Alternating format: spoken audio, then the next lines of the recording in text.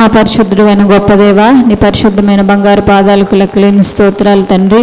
ఇదిగో నాయన ప్రభా, ఈ రాత్రికాల సమయంలో నాయన ప్రభా మమ్మల్ని మీ సన్నిధికి తీసుకొచ్చిన విధానాన్ని బట్టి మీకు స్తోత్రాలు ప్రభా. ప్రతిరోజు నాయన అనేక విధాలుగా నాయన మీరు మాతో మాట్లాడుతున్న విధానాన్ని బట్టి మీకు స్తోత్రాలు తండ్రి. ఇదిగో నాయన ఈ రాత్రికాల సమయంలో ప్రభా మీరు మాతో ఏం మాట్లాడబోచున్నారో ప్రభా యేసయ్య, మా హృదయాన్ని మేము సిద్ధపరచుకొని ప్రభా మీ మాటలు ఆసక్తితో వినడానికి సహాయం చేయండి తండ్రి. మీకు స్తోత్రాలు తండ్రి. యేసయ్య, ఇక్కడ నిలబడుచున్న నన్ను కూడా జ్ఞాపకం చేసుకోండి తండ్రి. ప్రభా ఏం మాట్లాడాలో ఎలా మాట్లాడాలో నాకైతే తెలియదు, కానీ ప్రభా మీరే నాలో ఉండండి నాయన. వ్యర్థమైన ప్రభా మాటలు నేను మాట్లాడకుండా ప్రభా ఏ మాట కూడా వ్యర్థంగా పోకుండా నాయన నా హృదయంలో మీరుండి పరిశుద్ధాత్మదేవ మీరే నాకు సహాయం చేయండి తండ్రి. మీకు స్తోత్రాలు ప్రభా. ఇదిగో నా తండ్రి ప్రభా, నేను నా సొంతగా మాట్లాడితే నాయన అది ఎవ్వరికీ ఉపయోగం కాదు ప్రభా, వ్యర్థమైపోతాయి నాయన. అవి వ్యర్థంగా పోవద్దు నాయన. ఈరోజు నేను ఇక్కడ నిలబడుచుండగా నాయన మీరే నాలో ఉండి నాయన నాకు సహాయం చేసి నాయన మాటలను అందించండి ప్రభా. యేసయ్య నా తండ్రి, మీరు నాతో మాట్లాడండి, మా అందరితో మాట్లాడండి ప్రభా. యేసయ్య, ఏ ఒక్క మాట కూడా వ్యర్థంగా పోకుండా ప్రభా ప్రతి ఒక్క మాట నాయన ప్రతి ఒక్కరి హృదయాన్ని తాకడానికి సహాయం చేయండి తండ్రి. మీకు స్తోత్రాలు ప్రభా. ఏదో అలవాటు ప్రకారంగా వచ్చినాయన కొద్ది నిమిషాలు మాటలు విని కొద్ది నిమిషాలు ఏదో ప్రార్థన చేసుకొని వెళ్ళామా వచ్చామా అన్నట్లుగా కాకుండా ప్రభా యేసయ్య నా తండ్రి మీ మాటలు విని నాయన ప్రభా మా విశ్వాసాన్ని బలపరచుకోవడానికి సహాయం చేయండి, మమ్మల్ని మేము సరి చేసుకోవడానికి సహాయం చేయండి తండ్రి. మీకు స్తోత్రాలు ప్రభా. యేసయ్య, ఇక్కడ ఉన్న నాయన ప్రభా ఎంత సమయం మాట్లాడమన్నది కాదు, కానీ ప్రభా మీరు మాతో ఏం మాట్లాడారు అనేది నాయన మాకు ముఖ్యం ప్రభా. యేసయ్య, నాయన మాట్లాడే కొద్ది మాటలైనా మా హృదయంలో ఫలించి నాయన ప్రభా విశ్వాసంలో బలపడటానికి సహాయం చేయమని మీ ఆత్మతో మీరే నాయన నన్ను నడిపించమని మా అందరితో మాట్లాడమని మీ నామానికే మహిమ ఘనత తెచ్చుకోమని నజరేయుడైన యేసుక్రీస్తు నామంలో అడిగి వేడుకొంచున్నాం తండ్రి. ఆమేన్. ముందుగా నాకు ఈ సమయాన్ని ఇచ్చిన దేవాతి దేవునికి వందనాలు తెలియచేసుకుంటున్నాను. అదేవిధంగా పాస్టర్ గారికి వారి కుటుంబానికి కూడి వచ్చిన మీ అందరికీ కూడా ప్రభు పేరిట వందనాలు తెలియచేసుకుంటున్నాను. ఈ రాత్రికాల సమయంలో ప్రతిరోజు కూడా దేవుడు మనతో అద్భుతంగా మాట్లాడుతున్నారు కాబట్టి అందుకు దేవునికి స్తోత్రాలు తెలియచేస్తున్నాను. ఈ రాత్రికాల సమయంలో కొద్ది నిమిషాలు దేవుని వాక్యాన్ని మనం ధ్యానించుకుందాం.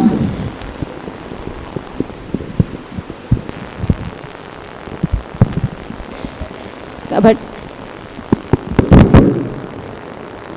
హల్లెలూయా హల్లెలూయా. ఈ రాత్రికాల సమయంలో మనం ప్రార్థన గురించే మాట్లాడుకుందాం. ఎందుకంటే మనం ప్రార్థనకు ఎక్కువ సమయాన్ని గడుపుతున్నాం కాబట్టి దేవుని సన్నిధిలో మనకందరికీ తెలిసిన వాక్యాలు కొన్ని మరలా ఒకసారి జ్ఞాపకం చేసుకుందాం. దేవుని సన్నిధిలో ఆ వాక్యాలను తెలిసిన వాక్యాలని మరలా జ్ఞాపకం చేసుకొని దేవునిలో మనమందరం బలపడదాం. కాబట్టి మన అందరికీ తెలిసిన వాక్యమే విసుగక నిత్యము ప్రార్థన చేయుచుండవలెను. లూకా సువార్త 18వ అధ్యాయము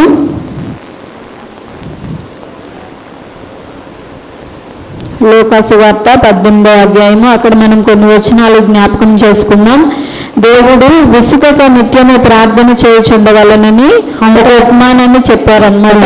సమయం కొద్దిగా ఉంది కాబట్టి మనము కొన్ని మాటలు రెఫరెన్స్లు అన్నీ చదవకుండా మామూలుగా చెప్పుకుందాము. విసుగక నిత్యము ప్రార్థించుచుండవలెనని దేవుడు ఒక ఉపమానాన్ని చెప్పారనమాట. ఏంటంటే ఇక్కడ ఒక స్త్రీ ఉందన్నమాట, ఒక విధవరాలు. ఆ విధవరాలు ఒక అన్యాయస్తుడైన న్యాయాధిపతి ఉన్నారు. ఆ అన్యాయస్తుడైన న్యాయాధిపతి దగ్గరకు వచ్చిందనమాట న్యాయం తీర్చమని. న్యాయాధిపతి అంటే ఎవరు? న్యాయం తీర్చే వాళ్ళని న్యాయాధిపతి అంటారు. కానీ ఆ న్యాయాధిపతి ఎలాంటి వాడంటే ఆయన అన్యాయస్తుడు. అంటే న్యాయాధిపతి న్యాయాన్ని తీర్చాలి, కానీ ఈ న్యాయాధిపతి ఏం చేస్తాడంటే అన్యాయం చేస్తాడనమాట. అంటే న్యాయాన్నేమో అన్యాయాన్నేమో న్యాయంగా చెప్పే వ్యక్తి అనమాట. అట్లాంటి అన్యాయస్తుడైన న్యాయాధిపతి దగ్గరికి ఒక విధవరాలు వచ్చిందంట. ఆ విధవరాలు దేనికోసం వచ్చిందంటే న్యాయం కోసం వచ్చింది. మామూలుగా అయితే న్యాయాధిపతి న్యాయాన్ని తీర్చాలి, కానీ ఈయన అన్యాయం చేసే న్యాయాధిపతి. కానీ అలాంటి వ్యక్తి దగ్గరకు వచ్చి ఈ విధవరాలు పద్దాక నాకు న్యాయం తీర్చండి అని అడుగుతుందన్నమాట. అయితే ఆ అన్యాయస్తుడు కొంతకాలం ఒప్పుకోలేదంట. పద్దాక అడుగుతున్నా సరే ఒప్పుకోకుండా ఆమెను పట్టించుకోకుండా అలానే ఉంటున్నారు. అయినా సరే ఈ విధవరాలైన స్త్రీ ఏం చేస్తుందంటే మాటికి వచ్చి నాకు న్యాయాన్ని తీర్చండి అని అడుగుతుందన్నమాట. కోర్టులో జడ్జీలు వీళ్ళు ఉంటారు కదా, వాళ్ళు ఏం చేయాలంటే కోర్టులో ఉన్న వాళ్ళు న్యాయాన్ని తీర్చాలి. కానీ కొంతమంది ఏం చేస్తారంటే డబ్బులు తీసుకొని నిర్దోషుల్ని కూడా దోషుల్లాగా జడ్జిమెంట్ ఇస్తారు. దానివల్ల ఏమవుతుందంటే నిర్దోషులకి శిక్ష పడుద్ది, తప్పులు చేసే వాళ్ళకేమో వాళ్ళు చక్కగా బయట తిరుగుతూ ఉంటారన్నమాట. అలాంటి వ్యక్తే ఈ అన్యాయస్తుడు అని న్యాయాధిపతి. ఈయన కూడా ఏం చేస్తున్నాడంటే అట్లాంటి వ్యక్తి దగ్గరకు వచ్చి ఈయన న్యాయం తీర్చమంటుంది. కానీ ఏమో విధవరాలంటే ఏంటి, విధవరాలంటే ఆవిడకి మేబీ ధనం ఉండుండకపోవచ్చు, పేరు ప్రఖ్యాతులు ఉండుండకపోవచ్చు, పలుకుబడి ఉండుండకపోవచ్చు. అట్లాంటి వ్యక్తి ఒక అన్యాయస్తుడైన న్యాయాధిపతి దగ్గరకు వచ్చి న్యాయం తీర్చమని అడుగుతుంది. అలాంటి వాళ్ళకి ఎవరైనా సహాయం చేస్తారా? చెయ్యరు. పేరున్న వాళ్ళు అనుకోండి సహాయం చేస్తారు, ధనమున్న వాళ్ళు అయితే సహాయం చేస్తారు, ఇంకా వెనక ఏమైనా పలుకుబడి ఉన్న వాళ్ళైతే సహాయం చేస్తారు. కానీ ఈ విధవరాలైన స్త్రీ అలాంటి వ్యక్తి దగ్గరికి వచ్చి అడుగుతుంటే ఆయన ఏం చేశాడు? ఒప్పుకోలా. నీ దగ్గర ఏముంది? డబ్బు ఏముందా, ధనం ఏముందా, లేకపోతే నీ వెనక ఎవరన్నా అధికారులు ఉన్నారా అన్నట్టు ఆమెను అడుగుండొచ్చు. ఆయన ఒప్పుకోలే. అయినా సరే ఆమె ఏం చేసిందంటే మాటికి వచ్చి ఆయన అడుగుతుందన్నారు నాకు న్యాయం తీర్చమని. అప్పుడు ఈ వ్యక్తి ఏమనుకున్నాడంటే 5వ వచనంలో ఈ విధవరాలు నన్ను తొందర పెట్టుచున్నది కనుక ఆమె మాటికి వచ్చి గోజాడుకుండినట్లు ఆమెకు న్యాయం తీర్పునని తనలో తాను అనుకోను. కాబట్టి ఆమె అట్లా మాటికి వచ్చి అడగడం వలన ఆ అన్యాయస్తుడైన న్యాయాధిపతి ఏమనుకున్నాడంటే మనసులో అనుకున్నాడు అనమాట, ఈమె అసలు పద్దాకు వచ్చి నన్ను ఇట్లా తొందర పెడుచున్నది కాబట్టి ఈమెకేంటో ఏం బాధ ఏంటో తీర్చాలని తన మనసులో తాను అనుకున్నాడు అనమాట.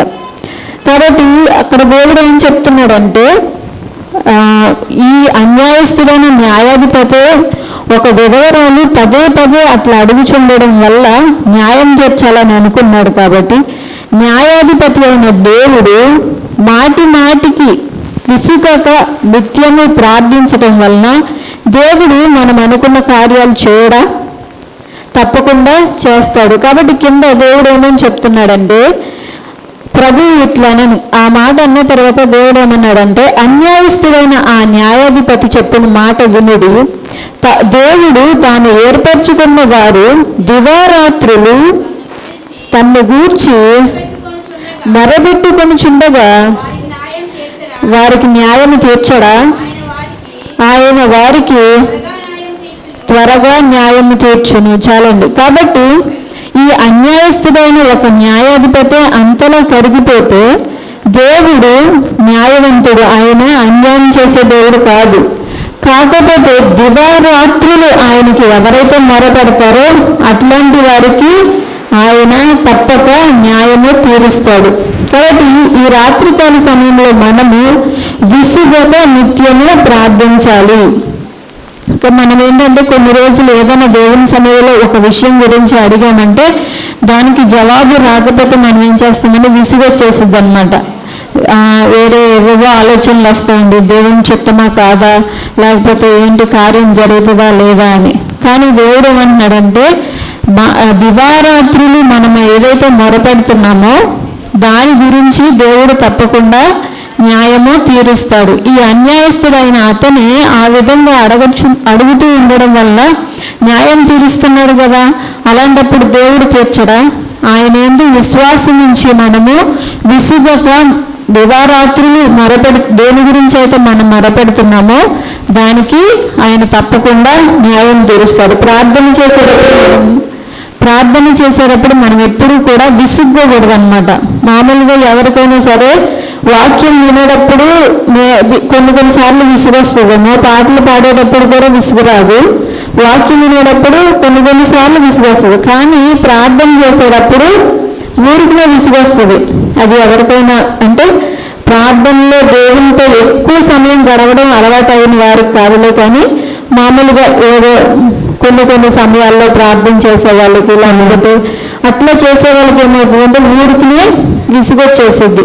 అందులోని మనకి ప్రార్థన జవాబు రాలేదు అంటే అప్పుడు ఇంకా విసుగొచ్చింది అనమాట. కాబట్టి సహజంగా మానవులకు అలా విసుగు వస్తుంది కాబట్టి దేవుడు ముందుగానే చెప్తున్నారు అన్నమాట, విసుక్కోవద్దు, విసుగక నిత్యము ప్రార్థన చేయండి. విసుగు అనేది వస్తుంది మనుషులుగా ఉన్నప్పుడు, మనకి జవాబు రాకపోతే. ఇప్పుడు మనం ఏదైనా ఒక వ్యక్తితో మాట్లాడుతున్నాం అనుకోండి, ఆ వ్యక్తి మన మాటలు లెక్క చేయకుండా తన పని తను చేసుకుంటూ ఉంటే ఏమవుతుంది? నేను ఎంత చెప్పినా వినట్లేదు, ఆమెకు చెప్పేది అనిపిస్తుంది కదా. సహజం, అది మానవుల నైజం అనమాట. ఎవరైనా మనం చెప్పేది ఆసక్తిగా వింటే మనకి ఇంట్రెస్ట్ వస్తుంది, లేదు అంటే ఎవరైనా మనం చెప్పేది మంచిగా విని చేస్తుంటే మనకి మాట్లాడాలనిపిస్తుంది. అలా కాకుండా విని పట్టించుకున్నట్టు ఉంటే విసుగొచ్చేస్తుంది అనమాట. అట్లా అని చెప్పి మనం కూడా ప్రార్థన చేసేటప్పుడు జవాబు రావట్లేదనో మరి ఇంకేదనో ఏదనో అని విసుగ్గోకూడదు. కాబట్టి ఇక్కడ దేవుడు ఏమని చెప్తున్నాడంటే, ఒక అన్యాయస్తుడే మాటికి అడగడం వలన న్యాయం తీర్చాలనుకున్నప్పుడు న్యాయవంతుడైన దేవుడు మాటికి అడిగితే న్యాయం తీర్చడా తప్పక తీరుస్తాడు అని ఈ రాత్రికాల సమయంలో దేవుడు మనతో మాట్లాడుతున్నారు. కాబట్టి మనం ఏం చేయాలంటే ప్రార్థించేటప్పుడు విసుగు అనేది తప్పకుండా వస్తుంది. కాబట్టి మనము దేవా విసుగుగల ఆత్మని నాలో నుంచి తీసివేయండి, విసుగక నిత్యమే ప్రార్థించే మనసును నాకు దయచేయండి అయ్యా, అవిశ్వాసం నా హృదయంలోనికి రాకుండా విశ్వాసాన్ని కలిగించమని మనము ప్రార్థన చేయాలి. అదేవిధంగా దేవుడు ఏం చెప్తున్నాడంటే ఎలా ప్రార్థించాలో కూడా దేవుడు మనకి చెప్తున్నాడు అన్నమాట. కాబట్టి దేవుడు అదేవిధంగా ఒక ఉపమానం కూడా చెప్పారు. ఒక ఇద్దరు స్నేహితులు ఉన్నారనుకోండి, ఆ ఇద్దరు స్నేహితుల్లో ఒక స్నేహితుని ఇంటికి ఎవరైనా బంధువులు వచ్చినట్లయితే, బంధువులు వచ్చారనుకోండి, ఆ ఒక స్నేహితుడు ఇంకొక స్నేహితుని ఇంటికి వెళ్ళి, స్నేహితుడా నా ఇంటికి ఈరోజు బంధువులు వచ్చారు కాబట్టి నీవు ఒక 3 రొట్టెలు నాకు అప్పుగా ఇవ్వమని తన స్నేహితుడిని అడిగారు అనుకోండి. అడిగినప్పుడు ఆ స్నేహితుడు ఇవ్వకుండా ఉంటాడా? ఇస్తాడు కదా, ఎందుకంటే వాళ్ళిద్దరూ స్నేహితులు. ఇప్పుడు మన పక్కింటి వాళ్ళ దగ్గరికి వెళ్ళి ఏదో ఒకటి తెచ్చుకుంటూ ఉంటాం కదా, ఏదో మనకు కావాల్సింది ఏదైనా, లేకపోతే డబ్బులో కావచ్చు, ఇంకేదైనా వస్తువులో కావచ్చు. అట్లాగే ఇద్దరు స్నేహితులు ఉన్నప్పుడు ఒక స్నేహితుడి ఇంటికి బంధువులు వస్తే రాత్రి వేళ సమయంలో వాళ్ళు కొట్ట దగ్గరికి వెళ్ళి ఏమి కొనుక్కొచ్చుకోలేరు రాత్రి సమయంలో. కాబట్టి తన స్నేహితుడి ఇంటికి వెళ్ళి, స్నేహితుడా నా ఇంటికి వాళ్ళ బంధువులు వచ్చారు, నీ దగ్గర ఏమన్నా ఒక 3 రొట్టెలు ఉంటే నాకు ఇవ్వు అని అడిగారు. అడిగినప్పుడు ఆ స్నేహితుడు ఏం చేస్తాడో, తను స్నేహితుడు అయినందున ఆయన తప్పకుండా ఇస్తాడు రాత్రి సమయం అయినా, ఎందుకంటే వాళ్ళ స్నేహితులు కాబట్టి. ఒకవేళ ఆ స్నేహితుడే నన్ను ఇబ్బంది పెట్టొద్దు, ఇంత అర్ధరాత్రి వచ్చి నువ్వు రొట్టెలో ఏమని అడుగుతున్నావు, నేను నా పిల్లలతో కలిసి నేను పడుకున్నాను కాబట్టి నన్ను ఇబ్బంది పెట్టొద్దు అని అడిగారు అనుకోండి అని చెప్పాడు అనుకోండి, అయినా సరే అతడు సిగ్గుమాలి మాటికి అడుగుతుండడం వల్ల, అలా అడుగుతుండడం వల్ల ఆ స్నేహితుడు ఇవ్వకుండా ఉంటాడా? ఇస్తాడు కదా తప్పకుండా. అట్లాగే మనం దేవుణ్ణి అడిగేటప్పుడు కూడా అలానే అడగాలన్నమాట. దేవుణ్ణి స్నేహితులను అడగడానికి సిగ్గుపడవచ్చు, ఎందుకంటే వాళ్ళు కూడా మనుషులు కాబట్టి. కానీ దేవుణ్ణి అడగడానికి మనం సిగ్గుపడకూడదు, ఎందుకంటే ఆయన అడిగిన వారికి తప్పకుండా ఇస్తాడు. ఆయన కాకపోతే ఇంకెవరిస్తారు? కాబట్టి మనము ఈ వాక్యం మనం ఎక్కడ చూడొచ్చండి, లోకాసు వార్త 11:8 దేవుడు చెప్తూ ఉంటాడు కదా, ఎలా ప్రార్థన చేయాలో శిష్యులకు ఆయన నేర్పిస్తూ ఈ ఉపమానాన్ని చెప్పారనమాట. ఆయన మీలో ఎవరికైనాను ఒక స్నేహితుడు ఉండగా అతడు అర్ధరాత్రి వేళ ఆ స్నేహితుని వద్దకు వెళ్ళి స్నేహితుడా నాకు 3 రొట్టెలు బదులును నా స్నేహితుడు ప్రయాణం చేయొచ్చు మార్గంలో నా యొద్దకు వచ్చి ఉన్నాడు, అతనికి పెట్టుటకు నా యొద్ద ఏమీ లేదని అతనితో చెప్పిన ఎడల అతని లోపలనే ఉండి నన్ను తొందర పెట్టవద్దు, తలుపు వేసి ఉన్నది. నా చిన్నపిల్లలు నాతో కూడా పండుకొని ఉన్నారు. నేను లేచి ఇయ్యలేనని చెప్పిన అతడు తన స్నేహితుడైనందున లేచి ఇవ్వకపోయినను అతడు సిగ్గుమాలి మాటి మాటికి అడుగుట వలనను లేచి అతనికి కావలసినవన్నీ ఇచ్చునని మీతో చెప్పుచున్నాను. చాలండి. ఇక్కడ చెప్తున్నారు కదా, మీలో ఒకవేళ ఎవరికైనా స్నేహితుడు ఉంటే, ఒకవేళ అర్ధరాత్రి వేళ అతడు వచ్చి ఉంటే, పగటి వేళ వస్తే మనం ఏ కొట్టు దగ్గరికి వెళ్ళి అప్పు ఏదో తెచ్చుకుంటాం. కానీ అర్ధరాత్రి వేళ వచ్చారు కాబట్టి తన స్నేహితుడిని వెళ్ళి అడిగారు. అతని స్నేహితుడు కాబట్టి తన స్నేహితునికి ఇవ్వచ్చు. ఒకవేళ అతను అలా అంటే, నేను నా పిల్లలతో పడుకున్నా, మేమందరం ఈ సమయంలో పడుకున్నప్పుడు వచ్చి అడగడం ఏంటి, అదేమన్నా పద్ధత, నేను ఇప్పుడు ఇవ్వలేను, రేపురా రేపొద్దునరా అని అన్నారే అనుకోండి. ఒకవేళ అయినా కానీ అతడు తలుపు వద్ద ఉంచొని ఇక్కడికి వెళ్ళడానికి ఎవరు లేరు అని చెప్పి సిగ్గుమాలి మాటి మాటికి అడుగుతున్న వల్ల, ఇవ్వవా ప్లీజ్, ఎందుకంటే నేను ఏ కొట్టు దగ్గరికి వెళ్ళాను, అన్నీ మూసి ఉన్నాయి కాబట్టి అని మాటి మాటికి అడుగుతుంటే ఆ స్నేహితుడు ఇవ్వకుండా ఉంటారో, వాళ్ళిద్దరూ స్నేహితులు కాబట్టి తప్పకుండా ఇస్తాడు. వాళ్ళు ఇచ్చినా ఇవ్వకపోయినను దేవుడైతే మనం ఏదైతే అడుగుతున్నామో తప్పకుండా ఆయన దయచేస్తాడు. అయితే మనం చేయాల్సింది ఏంటంటే విసుక్కోకూడదు, మాటి మాటికి ఆయన్ని అడుగుతూ ఉండాలి. చిన్నపిల్లలు ఏదైనా కావాలంటే తల్లిదండ్రులు ఏం చేస్తారు, విసిగిస్తానే ఉంటారు. ఇచ్చేదా వాళ్ళు కావాల్సింది పొందుకునేదాకా ఏదైనా చేయొచ్చు, కింద పడవచ్చు, ఆడవచ్చు, ఏదైనా చేయొచ్చు. కానీ వాళ్ళకి కావాల్సిందేంటి, వాళ్ళు ఐస్ క్రీము లేకపోతే ఇంకేదైనా కొనుక్కోవాలనుకున్నారనుకోండి, వాళ్ళు చుట్టూ ఎవరున్నారు, నేను ఏ ప్రదేశంలో ఉన్నా అందరూ చూసి నన్ను నవ్వుతారేమో, లేకపోతే అందరూ ఎగతాళి చేస్తారు, అదంతా వాళ్ళకి అనవసరం. వాళ్ళు ఏ ప్రదేశంలో నించున్నారు అనేది వాళ్ళకి అనవసరం, చుట్టూ ఎవరున్నారు అనేది వాళ్ళకి అనవసరం. వాళ్ళ టార్గెట్ ఏంటి, వాళ్ళకి కావాల్సింది కొనుక్కోవడం. అక్కడ నా ఫ్రెండ్స్ ఉన్నారు, లేకపోతే నేను నడి రోడ్డు మీద నించున్నా, అందరు నన్ను చూసి నవ్వుతారు, అదేం తెలియదు చిన్నపిల్లలకి. వాళ్ళు ఏదైతే కొనుక్కోవాలనుకుంటారో అది వాళ్ళకి కావాల్సిందే. దానికోసం వాళ్ళు ఎంతైనా ఏడుస్తారు, ఎంతైనా విసిగిస్తారు. వాళ్ళు విసిగించే ఆ విసిగింపుకి మనకి విసుగొచ్చేసి ఏం చేస్తామంటే, సర్లే తిను, లేకపోతే సర్లే తీసుకొని మనకి విసుగొచ్చి ఇప్పిస్తాం అనమాట. మనము కూడా అలాగే దేవుణ్ణి ఆ విధంగా అడగాలన్నమాట. వాళ్ళకి తెలుసు ఎట్లా అడిగితే తల్లిదండ్రులు ఇప్పిస్తారో లేకపోతే కొనిపిస్తారో చిన్నపిల్లలకు తెలుసు. ఎందుకంటే వాళ్ళు వాళ్ళ తల్లిదండ్రులు కాబట్టి ఏడ్చో లేకపోతే తినడం మానేసో ఏదో ఒక విధంగా చేస్తారు. తినడం మానేసి అంటే మన భాషలో మనం ఉపవాసం ఉండి దేవుణ్ణి అడుగుతాం కదా, అది మనం అడిగే పద్ధతి. ఏడ్చి అంటే మనకున్న బాధలను బట్టి. అట్లా చిన్నపిల్లలు ఏ విధంగా చుట్టూ ఉన్న జనాలను పట్టించుకోరు, వాళ్ళు నించున్న ప్రదేశాన్ని పట్టించుకోరు, వాళ్ళ గురంతా దేని మీద ఉంటుందంటే వాళ్ళు కావాలనుకున్నది పొందుకోవడం మీదే ఉంటుంది. మనం కూడా అలా అడగాలి దేవుణ్ణి. మనం దేవుడు ఏమనుకుంటాడో, లేకపోతే చుట్టూ ఉన్న మనుషులు ఏమనుకుంటారో, లేకపోతే నేను ఎట్లాంటి ప్లేస్లో ఉండి అడుగుతున్నా, అలాంటివి మనం చూడకూడదు. మన గురి దేని మీద ఉండాలంటే దేవుణ్ణి మనం అడిగే దాని మీద ఉండాలి, అది పొందుకోవడం మీద ఉండాలి. అయితే ఆ అడిగేది మనం విశ్వాసంతో అడగాలి, నమ్మకం ఉండాలి. నమ్మకం లేకుండా అడుగుతూ ఉంటే, చిన్నపిల్లలు ఉన్నారు, వాళ్ళని మనం ఎగ్జాంపుల్ తీసుకుందాం. వాళ్ళకి నమ్మకం లేదనుకోండి, ఇప్పిస్తారని నమ్మకం లేకపోతే వాళ్ళు అడుగుతారా, ఏడుస్తారా? అలాగా ఏడవరు.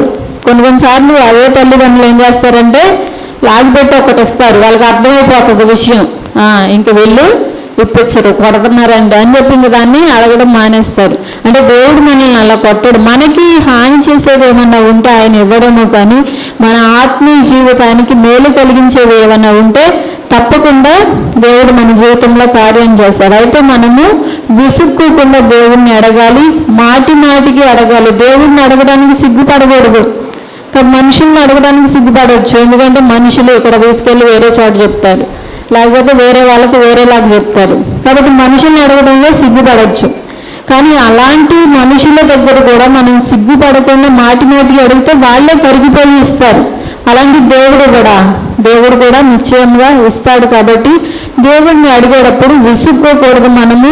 అదేవిధంగా మాటి మాటికి మనము అడుగుతూ ఉండాలి, దేవా నాకు సహాయం చేయండి. ఆ అడిగేది కూడా మనం విశ్వాసంతో అడగాలన్నమాట. దేవుని వాక్యంలో ఉంది కదా, విశ్వాసం లేకుండా దేవునికి ఇష్టుడై ఉండుట అసాధ్యం. ఇష్టుడై ఉండుట అసాధ్యం మాత్రమే కాదు, విశ్వాసం లేకుండా మనం అద్భుతాలను కూడా, మన జీవితంలో కార్యాలను కూడా మనం చూడలేము. మనం ఏదైతే నమ్ముతామో అదే మన జీవితంలో జరుగుతుంది.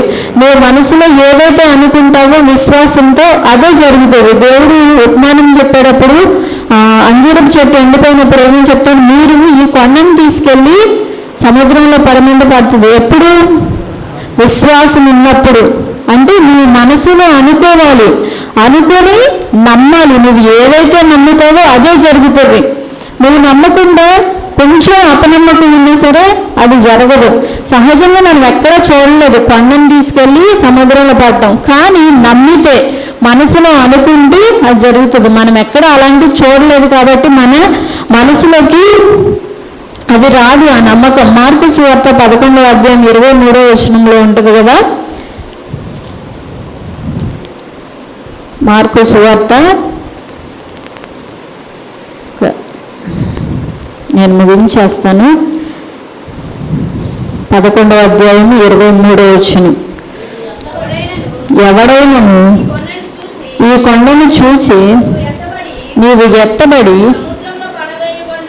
సముద్రంలో పడవేయబడునని చెప్పి తన మనస్సులో సందేహింపక తాను చెప్పినది జరుగునని నమ్మిన ఎడల వాడు చెప్పినది జరుగునని మీతో నిశ్చయంగా చెప్పుచున్నాను. చాలండి. ఇక్కడ దేవుడు ఏమని చెప్తున్నాడంటే, నీవు ఎత్తబడి సముద్రంలో పడవేయమని చెప్పి దాన్ని పక్కన పెడితే తన మనస్సులో సందేహింపక తాను చెప్పినది జరుగునని నమ్మిన ఎడల.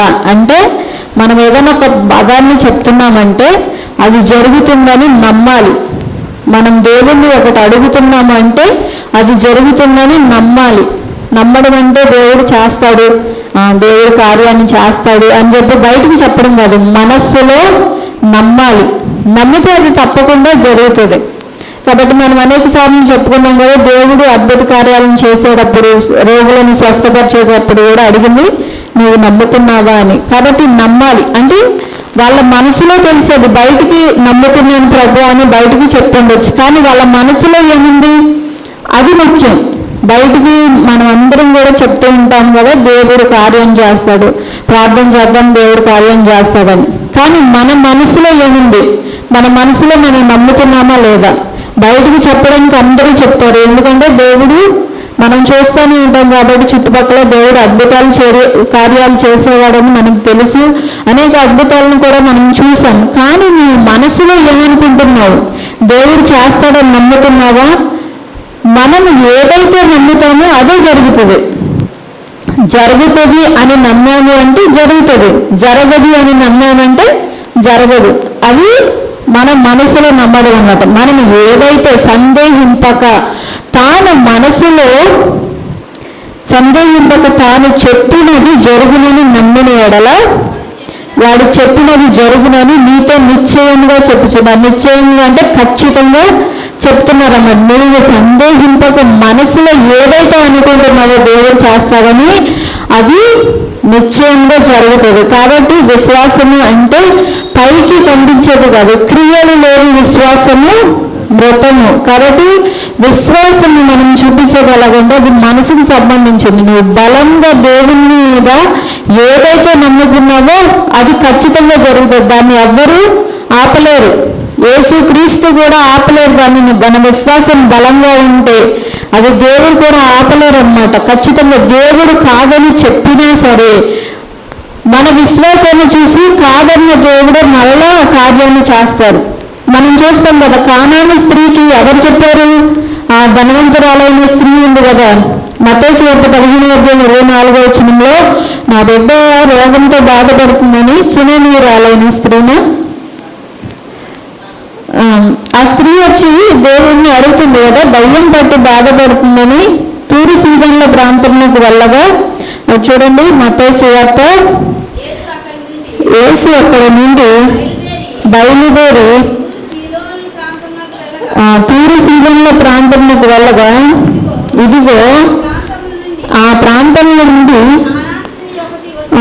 చాలని కానాను స్త్రీ అనే ఒక ఆవిడ వచ్చి అడుగుతుందనమాట, నా ప్రభు నా కుమార్తె దయ్యం పట్టి బాధపడుతుందనని.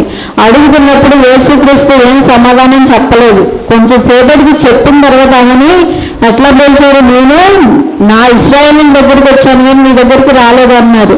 అయినా సరే ఆమె తగ్గించుకొని అడిగినప్పుడు ఏమైంది, కార్యాన్ని చూసింది. కాదని చెప్పింది ఎవరు, చేయమని చెప్పింది ఎవరు, యేసు ప్రభు. కానీ ఆమె విశ్వసించింది, అవును ప్రభు అని దేవుని ఎదుట తగ్గించుకొని విశ్వాసంతో అడిగింది. కాబట్టి ఆమె అద్భుతాన్ని చూసింది. యేసుక్రీస్తు వారు తల్లి అయిన మరియ గారు కూడా మొట్టమొదటిసారి అద్భుతాన్ని చేసినప్పుడు నా సమయం ఇంకా రాలేదు అని దేవుడు గట్టిగా చెప్పారు. అయినా సరే ఆమె నమ్మింది.